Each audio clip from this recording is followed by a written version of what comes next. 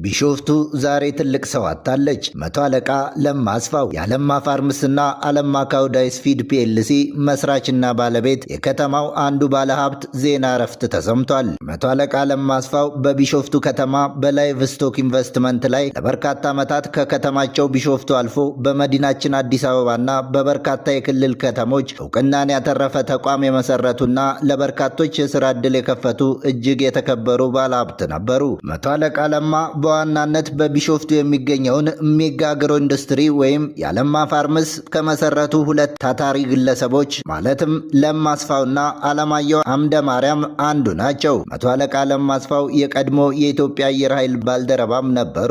መቶ አለቃ ለማ ከኢትዮጵያ አየር ኃይል ከተሰናበቱ በኋላ በ1985 ዓ.ም ጥቂት ዶሮዎችን ምናልባትም ከ80 የማይበልጡ ይዘው የቤት ውስጥ የዶሮ እርባታን በቢሾፍቱ ከተማ በኪራይ ቤት ግቢያቸው ውስጥ ጀምረው በቁርጠኝነትና በታታሪነታቸው ወደ ትልቅ መልቲሚሊየን ምናልባትም በቢሊየን የሚቆጠር ካፒታል ያለው አለማ ፋርምስና አለማ ካውዳይስ ድርጅት እንዲቋቋም በማድረግ ለብዙ ሺዎች የሥራ ዕድል የፈጠሩ ባለሀብት ነበሩ። መቶ አለቃ ለማ የሊዮስ ዘይት ፋብሪካ ባለቤትም ነበሩ። እኚህ የብዙዎች አባት የነበሩት መቶ አለቃ ለማ አስፋው ባጋጠማቸው ድንገተኛ አደጋ ትላንት የካቲት 4 2018 ዓ.ም ከዚህ ዓለም በሞት ተለይተዋል። ለቤተሰቦቻቸው ለቢሾፍቱ ከተማ ነዋሪዎችና ለመላው ወዳጆቻቸው መጽናናትን እንመኛለን።